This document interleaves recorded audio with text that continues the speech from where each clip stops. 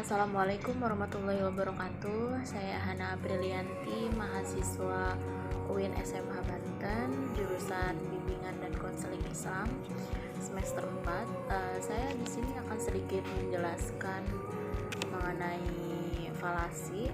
Saya di sini akan membawakan 3 jenis falasi. Falasi yang pertama yaitu genetik falasi. Genetik falasi itu bisa juga dikenal sebagai kesalahan dari asal usul atau kesalahan dari kebajikan. Nah, genetik falasi merupakan kesalahan dari tidak relevannya yang didasarkan pada sejarah seseorang atau asal usul seseorang atau sumber daripada saat itu, atau yang tidak langsung secara konteks gitu. Nah, dalam The Oxford Companion to Psychology 1995 ditegaskan bahwa istilah tersebut berasal dari buku Logic and Scientific Method karya Maurice Raphael Cohen dan Ernest Nagel 1934. Namun dalam resensi buku yang diterbitkan di The Nation pada tahun 1926, Mortimer J. Adler mengeluh bahwa The Story of Psychology oleh Will Durant bersalah sepanjang kekeliruan interpretasi genetik. Adler mencicirkan kekeliruan genetik secara umum sebagai pergantian logika dengan psikologi. Nah, si genetik falasi itu mempunyai contoh ataupun mengibaratkan gitu, pengibaratan. Nah, di sini ada contoh dari genetik falasi, yaitu Anda tidak akan memakai cincin kawin kan? Tahukah Anda bahwa cincin kawin pada awalnya melambangkan rantai pergelangan kaki yang dikenakan oleh wanita untuk mencegah mereka melarikan diri dari suaminya?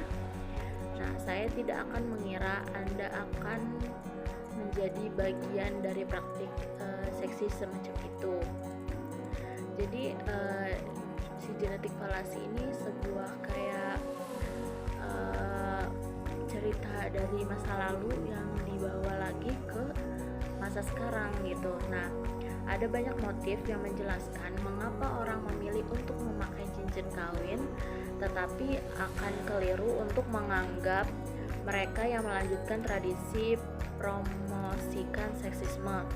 Pengertian genetik falasi menurut saya pribadi yaitu sebuah kesalahan yang didasarkan pada seseorang tanpa mengetahui asal-usulnya terlebih dahulu. Nah, contoh yang saya berikan di sini yaitu orang zaman dulu atau zamannya nenek moyang kita, jangan kan ada mengibaratkan orang zaman dulu itu jangan duduk di pintu gitu, nanti jodohnya balik lagi. Ada yang bilang juga jangan duduk di pintu. Jadi di sini tuh ada dua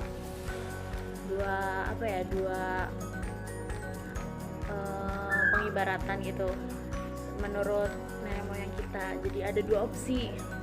Yang pertamanya tadi itu jangan duduk di pintu nanti jodoh balik lagi. Ada juga yang bilang jangan duduk di pintu nanti orang susah lewat gitu.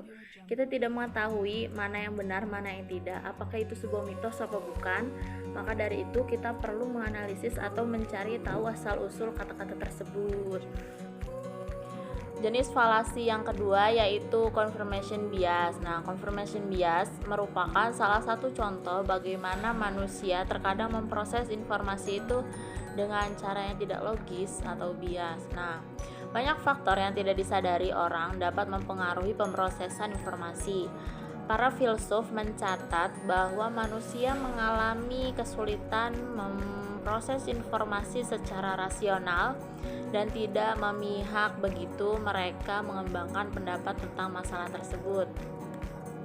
Manusia lebih mampu memproses informasi secara rasional, memberikan bobot yang sama pada berbagai sudut pandang jika mereka secara emosional jauh dari masalah atau bisa juga disebut walaupun tidak bias, konfirmasi yang rendah masih dapat terjadi ketika seseorang tidak memiliki kepentingan pribadi.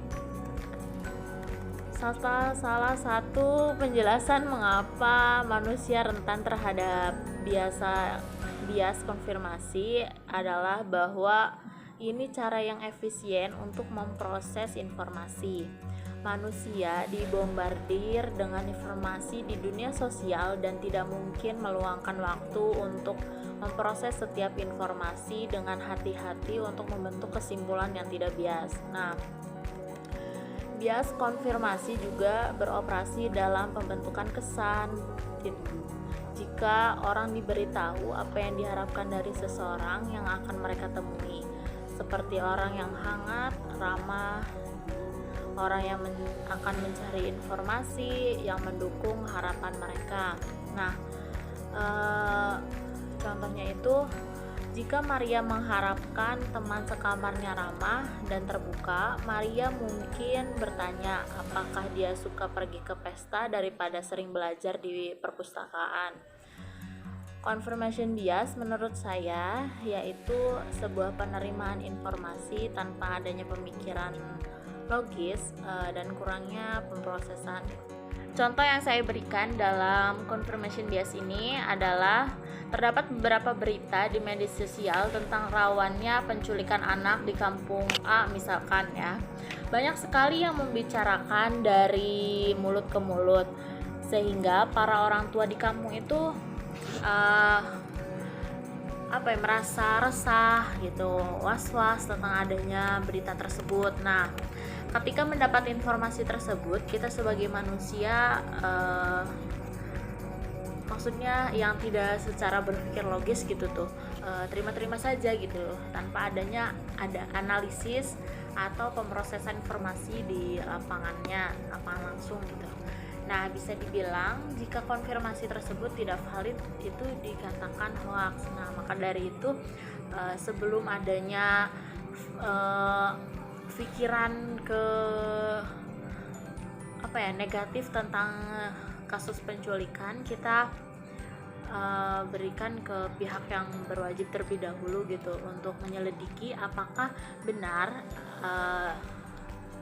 si orang tersebut itu melakukan sebuah penculikan anak gitu. Jenis falasi yang ketiga yaitu gamblers fallacy.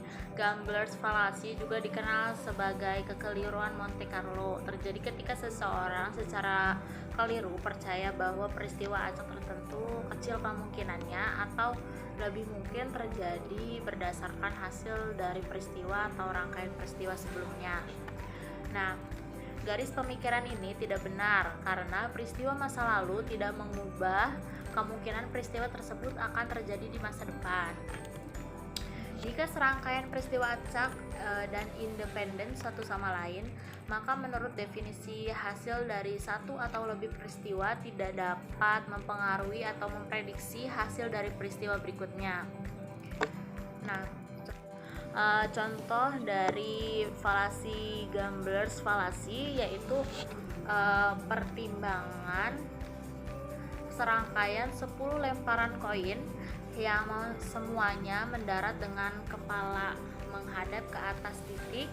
Seseorang mungkin memprediksi bahwa lemparan koin berikutnya lebih mungkin mendarat dengan ekor menghadap ke atas. Nah, kemungkinan koin yang adil itu muncul selalu 50%. Setiap lemparan koin adalah peristiwa independen, yang berarti bahwa setiap dan semua lemparan sebelumnya tidak berpengaruh pada lemparan di masa depan. Jika sebelum koin dilempar, seseorang penjudi ditawari kesempatan untuk bertaruh bahwa 11 lemparan koin akan menghasilkan 11 kepala. Pilihan yang bijaksana adalah menolaknya karena kemungkinan lemparan 11 koin yang menghasilkan 11 kepala sangat rendah. Namun, jika ditawari taruhan yang sama dengan 10 putaran yang telah menghasilkan 10 kepala, penjudi akan memiliki peluang 50% untuk menang karena peluang yang muncul berikutnya masih 50%. Kekeliruan datang dengan percaya bahwa dengan 10 kepala telah terjadi. Yang ke-11 sekarang lebih kecil kemungkinannya. Nah, tadi itu merupakan contoh dari fallacy gamblers ya. Nah, di sini saya akan memberikan contoh menurut saya gitu.